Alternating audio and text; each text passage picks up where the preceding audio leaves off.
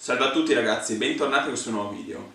So che sono stato assente per un po', torno a fare video, sì, però ovviamente con una cadenza diversa, non avrò più una scaletta fissa, farò video sempre più o meno inerenti all'architettura, però molto meno rigidi, quindi potrò anche variare, come appunto questo video, e parlare di altre cose che mi interessano. Ovviamente sono sempre abbastanza legati al mondo dell'architettura o dei miei interessi. Passiamo subito all'argomento del video, ovvero il documentario di Renzi, che adesso è molto discusso sia sui social che su internet in generale, ma vedo anche molti giornali che ne hanno trattati, ma molti vuol dire ne ho letti almeno 5 di articoli che parlavano di questo documentario di Renzi, come se fosse una questione nazionale o uno scandalo, il tipico scandalo italiano dove tutta l'opinione pubblica ci si fionda addosso, ma in questo caso in assetto ridotto, direi, visto che ovviamente non è che sia una polemica di quelle nazionali, però a molta gente vedo che interessa e commenta, fa commenti ironici o così. Parliamo allora di quello che è successo. Renzi ha fatto questo documentario che si chiama Firenze, secondo me, almeno mi pare che fosse questo il titolo.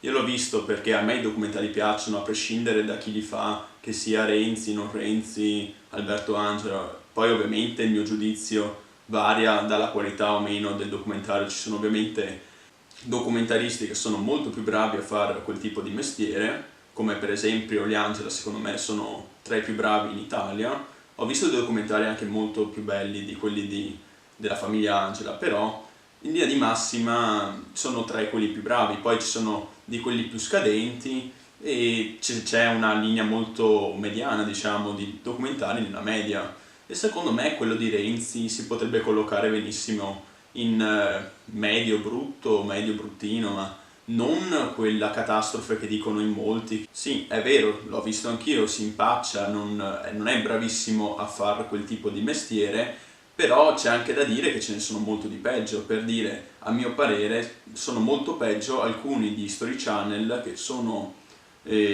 magari anche fatti bene con tecniche avanzate, computer grafica, addirittura anche attori pagati, ma che la base stessa del documentario è fatta male, ovvero qual è la cosa fondamentale di un documentario? Che ti racconti un qualcosa, ovviamente che sia storia, che sia geografia, che siano gli animali, che ti racconti queste materie che di solito sono più difficili da approcciare, perché magari scritte da libri, da autori di solito molto tecniche, che però le trasmettano magari in televisione in modo tale che tutti possano approcciarsene.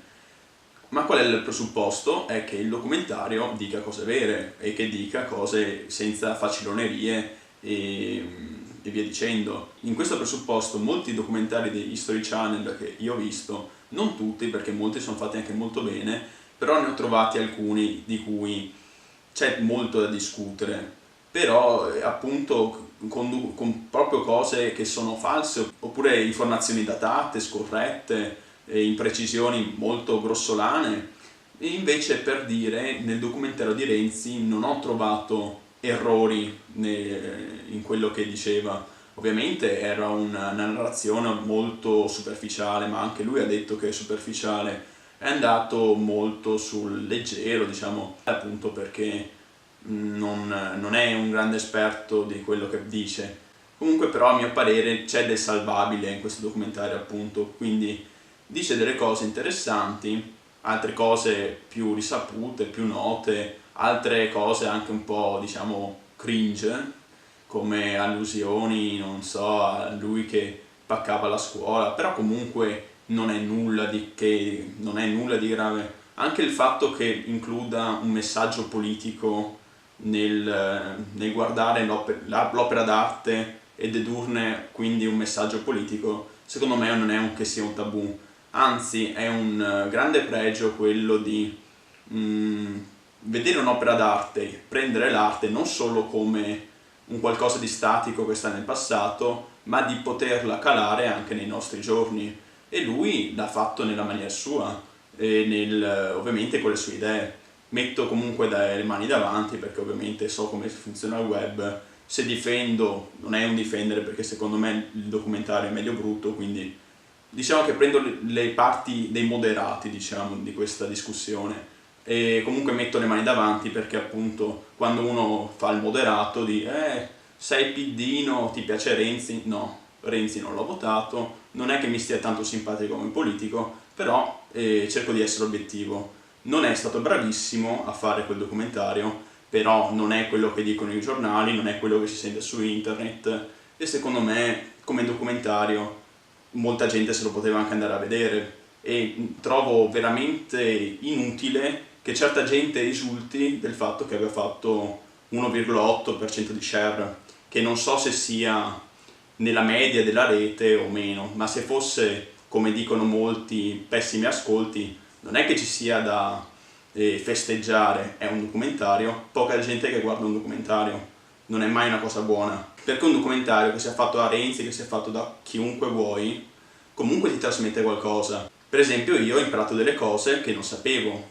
Probabilmente anche tu che stai guardando questo video, se avessi visto il documentario di Renzi, magari qualcosa, magari ovviamente non è che sia stato troppo approfondito, però magari qualche particolare che ti era sfuggito lo cogli. Non è mai un bene quando un documentario o una trasmissione che parla di storia o cultura, arte, scienze, fa cattivi risultati. Secondo me non è una sconfitta per Renzi, è una sconfitta in generale, perché più gente guarda documentari, più è informata, più anche è spronata ad informarsi, perché ovviamente il documentario è soltanto la punta dell'iceberg. Comunque metto ancora le mani avanti dicendo che Renzi non è che mi piace come presentatore, non è che voglia prendere particolarmente le sue difese, non che ne abbia bisogno, però semplicemente volevo fare, diciamo, l'avvocato di quelli che sono abbastanza moderati di pensiero, ovvero sì, non è un bel documentario, ma non è nemmeno tutta questa catastrofe che dicono in molti,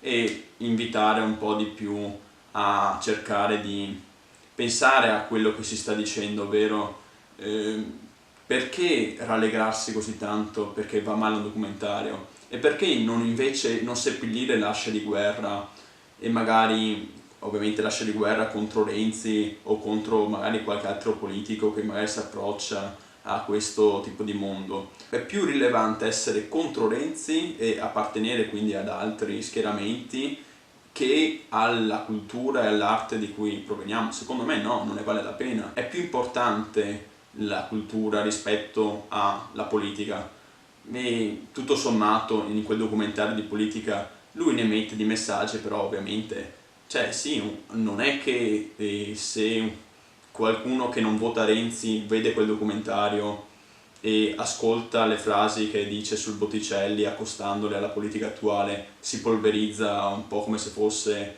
i nazisti durante l'Indiana Jones quando vedono l'Arca d'Alleanza. Cioè, potete sopportarlo, penso, potete anche dire è la sua idea. Comunque spero che il video vi sia piaciuto, lasciate un commento, mi piace, argomentate, se anche non la pensate come me, non fa niente. Secondo me è importante appunto andare oltre alla retorica bianco o nero, ovvero bellissimo, bruttissimo. Secondo me molte volte, anzi quasi la totalità delle volte, c'è sempre una sfumatura in mezzo fra gli assoluti. E tanto non bene, è tutto, passo e chiudo.